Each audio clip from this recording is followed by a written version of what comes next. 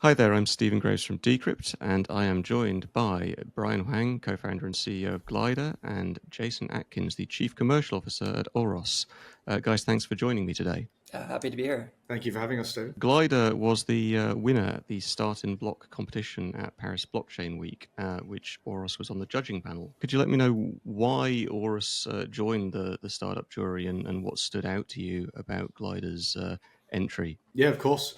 So I'll give you a little bit of context about a decision to join the judging panel. So Auros is a high frequency trading firm. We're a liquidity provider across multiple different markets, and we're a big participant when it comes to the frontier of crypto markets. So we're always looking for new projects that are building at the innovative tip of the spear, if you will, for the crypto space. And when we got offered the opportunity to be a judge for the DeFi track, so specifically in that vertical that very close to our hearts, DeFi trading, all things market microstructure, those sorts of things. We jumped at the opportunity to head over to Paris and judge the finalists, of which Glider was one of them. Brian put on a pretty good presentation under some pretty tight timeframes. I think the Start in Block competition had some unique sort of characteristics about how long the founders were able We're to talking talk. super tight. Yeah, we're talking seconds, not even minutes at times. So lots of bells and cutoff points. But Brian did a fantastic job of outlining what Glider does, and obviously I'll let Brian get into it in a second, but obviously what they've built and what they're designing is very close to our hearts as a firm that's primarily focused on algorithmic trading, portfolio structure, optimizing returns. Glider sort of, I mean, as a judge on that panel, sung out to me, and so we awarded the highest number of points that we could to Glider, and I think hopefully helped them to win the competition. So, Brian, congratulations on your win. Can you walk us through how Glider addresses some of those challenges of crypto portfolio management today? Yeah, I think in today's day and life of dealing with trading, especially across multiple chains with sometimes 20 different wallets, maybe you're tracking things in spreadsheets. DeFi is not for, let's call it the faint of heart, but it's really only built for the true crypto natives at this point in life. Crypto should really be for everyone, and we're building what we think is the platform for programmable finance, right? Money should be on chain because it can be easily moved around between portfolios, allowing for intercommunication between wallets, and that should all be really, really easy for people to do, right? And so what we think about constantly at Glider is how can we abstract away things like gas or signing or bridging, things that the vast majority of the world should never, ever have to think about when it comes to crypto portfolios or managing their assets, right? Like when you think about your traditional finance structure, right? Like you're not thinking about the custodian that is holding your stock certificates, right? Like the things that we have today in crypto are really those like settlement layers, custodians, things that like Swift payment rails that ultimately end consumers should never have to deal with. And so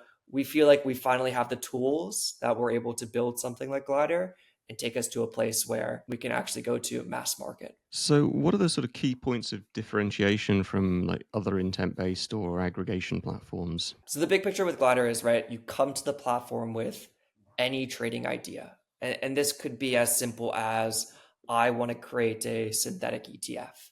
And what we do is we automate that whole process for you. So you come in, you say what you want to do. You can even type it into our like natural language text box of sorts, and we convert that into a portfolio that's fully non-custodial. This is really important. Fully non-custodial. We are not building a vault-like structure. We are not building a tokenized ETF issuer or anything like that. Crypto is all about owning your assets. And so when you use Glider, you actually create these portfolios, you own your assets, and that means you can use your assets in any way that you would typically use your assets in crypto. So lending or staking, participating in governance, the list can go on. But I think this is truly the new paradigm of how people should interact with their assets on chain. Jason, I wonder if you could chime in there. Auros obviously is a liquidity partner to a lot of new projects. So, what's got you most excited about Glider? I mean, it goes back to what I mentioned in the sort of first question, that Glider is allowing or democratizing access to similar sorts of strategies that we would implement ourselves. Obviously, we are on the more sophisticated end of the scale. But to me, seeing the access point for a lot of retail or less sophisticated actors to be able to do the same sorts of things. I mean, the natural language model being incorporated into that, allowing people to just say what they want to do. The conversations here at a high frequency trading firm are a lot more complex around how we build out those strategies. But obviously, the strategies themselves have to operate at a scale that's slightly different. But for us, seeing that Glider is firstly product first, I think that's something that really needs to be reiterated again and again in our space. Product first before token, and finding a product market fit that addresses the needs of users is really cool to see.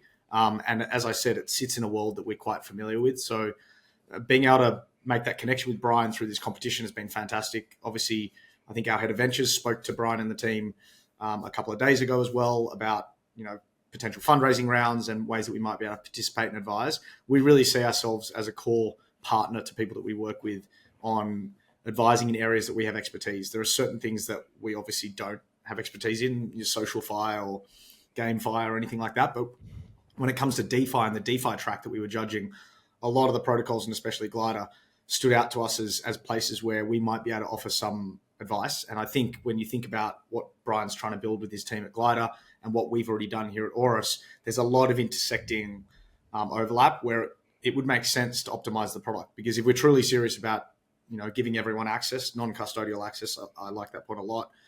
It's really important that you're building the right thing that addresses all their needs. And sometimes projects that are building or even the users themselves don't know exactly what the sort of pitfalls are. So hopefully Auros as a key advisor partner alongside that can help to steer things in the right direction as well to give everything the best chance of success. You raise a really good point on product before token. I think the problem with starting way too decentralized and actually starting to do governance and things like that, like imagine if every time we wanted to make a decision, we'd have to go to a council of all of our token holders and have a vote, right? You would never be able to get anywhere. And so starting with a very centralized product to start, launching a token later on when the product is ready and doing this sort of separation between foundation and product, like a Uniswap, is the right way to do it. Like that's the proper method here. Absolutely great. Brian, obviously the starting block win is a huge milestone for you on your crypto journey. I wonder if you could walk us through your journey in blockchain and crypto today and how it informed and led to the creation of Glider. So I have a funny story here. So I first touched Bitcoin in 2015, which is crazy to think that it's been 10 years. So I was studying at MIT at the time, and in a semi-famous experiment, they gave everybody a third of a Bitcoin. There was actually a nice article recently celebrating the 10-year of this. And, that third of a Bitcoin in 2015 was $100. They gave every MIT student $100. At peak, that was what? 33K, actually even today, 33K, probably a little bit higher. I dumped it at $300 thinking I had crushed it. I was like, that's free money. I'm going to go get pizza and sushi, right? So that's how I first got into crypto. This is before Ethereum too. And so, or at least, what Ethereum would become. Traded as most people did in the early days because there wasn't a lot else to do. NFTs hadn't exploded yet, things like that. And then really got into DeFi 2019, 2020, sort of into DeFi summer. Did a lot with NFTs, lost a lot with NFTs. So I don't want to talk about that. So that's my story. I also have a co-founder here, and he's also been really, really deep in crypto for quite a while. So my co-founder, John, is the founding engineer of Matcha, which is one of the biggest DEX aggregators and one of the earliest DEX aggregators in the space. And so we truly have a pretty exceptional team too, just in general. But that's sort of my story of how I got into it. I did some stuff at trading firms. And so, Jason and I can relate to how HFT works. And then I worked at a big crypto custodian called Anchorage here in the US before starting Glider. So how did those experiences inform the creation of Glider? I think being a DeFi user, everybody that we hire at Glider is truly a DeFi user. We understand the pain points of clicking, seeing something pop up in MetaMask and you have no idea what it means, or, going to a new chain, not having the native gas token, having to go to Coinbase, deposit dollars. Oh, you've got to wait 2 days, then convert it to a native gas token, withdraw it. And then, oh, you only withdrew $100 and you needed 120. All of those processes take far too long, and there needs to be a way to improve that. And so firsthand at Anchorage, I actually saw a lot of what institutions were doing. And some of these institutions were quite advanced. And I was like, oh, like we could replicate that. And some of these institutions wanted to do very simple things and didn't have the tools to do it. Like, I just want to earn yield on stablecoins. How do I do that? And with Glider, you can do that with any wallet. So you can take your Anchorage or your Fireblocks or your Coinbase Prime Institutional. My friends at Anchorage won't like to hear me say all of those companies, but you can do everything with your wallet since you already have custodied elsewhere and participate and use Glider through Wallet Connect or any other connector that you already have. It would be great if you could walk us through some of the tech behind Glider. What's powering all of this natural language, all this clever stuff? Glider is mostly built in-house, but we do have a lot of tools that are available to us these days. So, for example, account abstracted wallets, right? So we use a provider called ZeroDev, who allows us to very, very quickly spin up these wallets, and it's free to do, which is great. What is in-house is how we decide to route these trades and how and which trades we decide to do for the user. So I'll give you an example. Like, if we have a portfolio of 5 assets and then it's about to rebalance into 17 assets, well, like, how do we go from 5 to 17? There's so many different routes that are possible. You can even go through like intermediate tokens to get from one to the other. That's not to go too off, but like a convex optimization problem that we have on our side. And then we route these trades to any number of DEX aggregators that provide us liquidity, which is great. There's some cool stuff with zk-TLS that we're working on with a number of providers. We're doing some stuff with EigenLayer in terms of like decentralizing this whole system when it gets time for it. But that's a little bit further down our decentralization path. It would be great if we could sort of widen the lens and take a look at the wider DeFi space. Jason, how do you see that developing over the coming few years? And where do you see products like Glider sitting in that space? Yeah, of course. I mean, like, I think we had DeFi summer, obviously everyone knows, and there was that boom of like various new use cases and protocols that have come out. And you've obviously seen the main ones that stuck around have grown in size, the Uniswaps and Sushi Swaps and various other DeFi protocols that have sort of found their place. Go-to-market strategy worked and their product market fit obviously was right, and they've iterated and expanded, but ultimately they've just remained the same. We haven't seen the next sort of wave of innovation coming through. I think what Brian's been touching on around account abstraction, making the onboarding process a lot easier. I think what we've really discovered since DeFi Summer 1 and the gap in between is that onboarding new users is still very, very difficult. I get messages from friends almost weekly being like, this is so hard to do. Like, it's so scary. It's so hard to move funds in. I don't know if I'm doing the right thing or the wrong thing. And really, we need to get to the point where if we truly want to onboard like regular users from the traditional financial system into DeFi, it has to be so simplistic for them. You shouldn't know what chain you're on. You shouldn't know all the things that are happening under the hood. And I think the way Brian and the team at Glider are building it in order to obfuscate a lot of that away is super important. The experience of clicking through so many different prompts, again, you don't know what you're clicking sometimes, is a scary and daunting process. And especially if you then start to think we want to actually scale it up and bring in real users, you want to bring in real capital too. Even firms like ourselves, when we're looking at DeFi, have some pretty strict risk controls that don't exist on CeFi simply because of the potential pitfalls that may happen along the way as we're moving funds around. Like, we obviously have some pretty sophisticated systems, but even then we have to have strict risk controls as a result, not to mention the risks of smart contract hacks, exploits, all the sorts of things that go with trading in a non-custodial manner on chain and not having that central intermediary to lean on. So I think if you're talking about the next year to 5 years, we need to see another wave of innovation that lowers the barrier to entry, I think, is the most important thing. I don't know what the next, I mean, Glider's innovating at the product end, and we're obviously very excited. That's the vote for them to win. But like, I think really when you're thinking about the next year or two, we need to be working very hard on removing a lot of that friction of the onboarding process. I know a lot of people talk about it. It's a hard thing to do. It's not a simple problem to solve, especially with like a layer one popping up every second day and new wallets all over the place. We need to find solutions that sort of bring everything back to a common standard or a common pathway to onboarding new users. Because I think like some of the liquidity events in the last 24 months have shown us that there aren't that many active users in the ecosystem. And a lot of it's just moving money around from the same people in the ecosystem. We actually need to find new users. And I think they're out there. The institutionalization of the space will slowly start to influence things and help as well.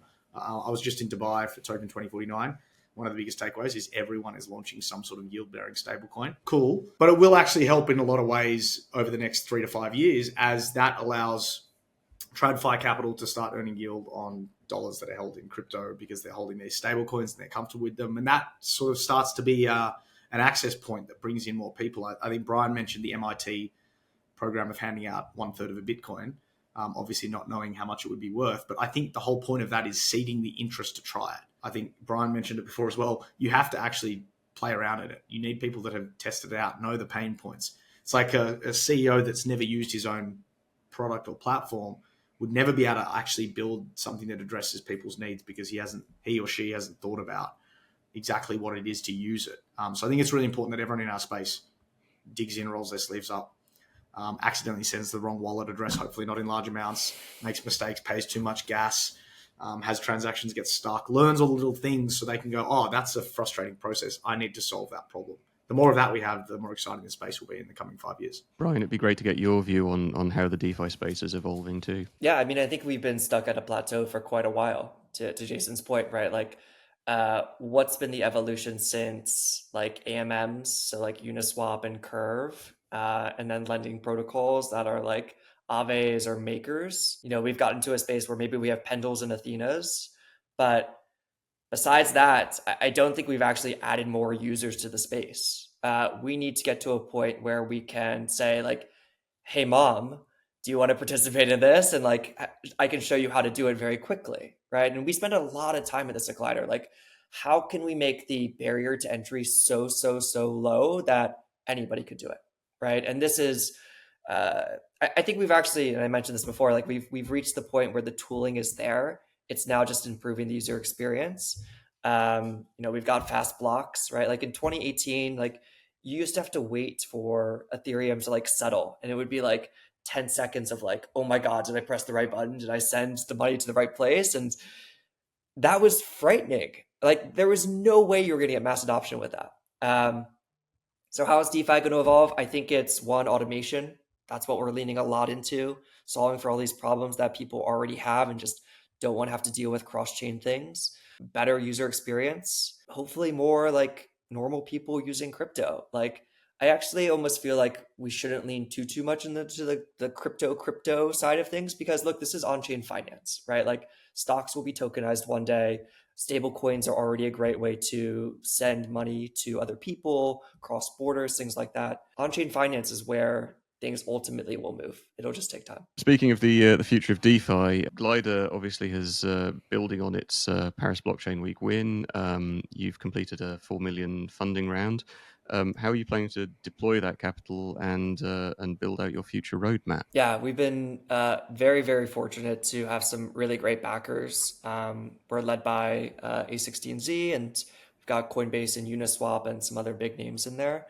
This was actually all after Paris Blockchain Week. And so, I didn't mention anything about fundraising, and Jason recognized that this is a pretty cool project. And we tried to keep it very neutral in that sense, which is cool to see that the product really shone through on its own without like a bunch of like big names and branding. So we're a team of 6. That's a very, very small team. We want to scale to about 9 people. This will be 2 more engineers. We're hiring. Go to our website. You can apply.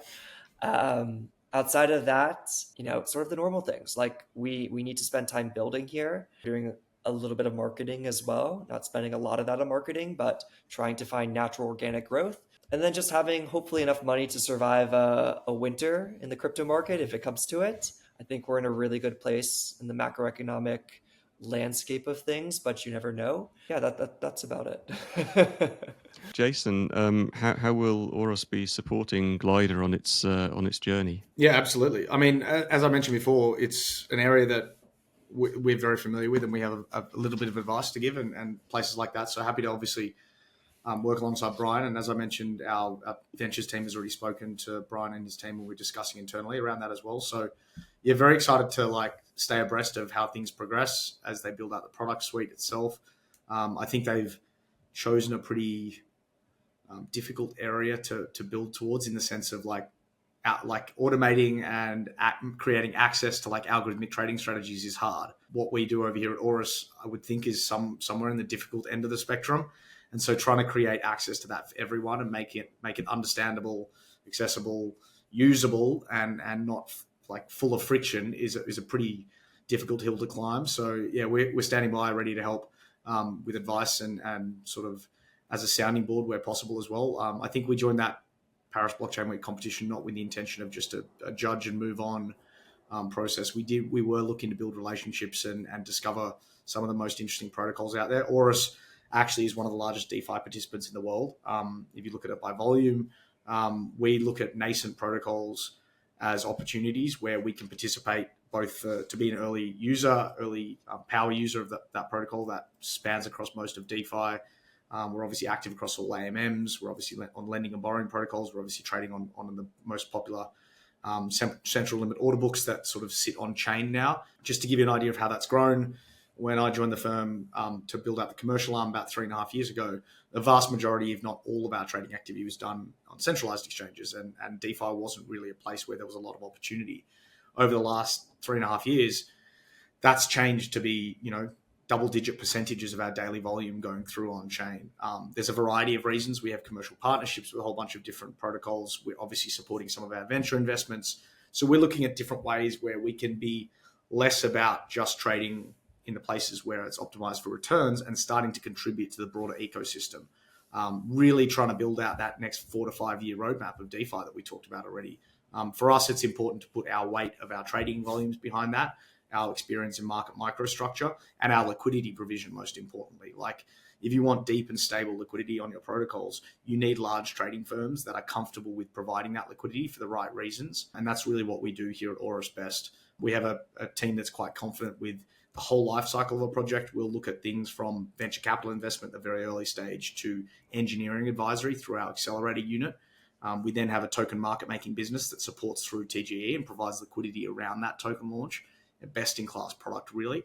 And then finally, we have an OTC, an algorithmic execution desk, that allows our partners to utilize our sophisticated trading infrastructure to optimize their treasury, build their runway, even convert their token to dollars for operating costs and things like that in a sustainable fashion. It's really important. I think, like, you create tokens out of thin air and they might be worth something, but if you don't manage those properly, as a lot of us have seen, things can go bad. So we want to stand there as partners across that whole entire life cycle and spectrum to help as much as we can.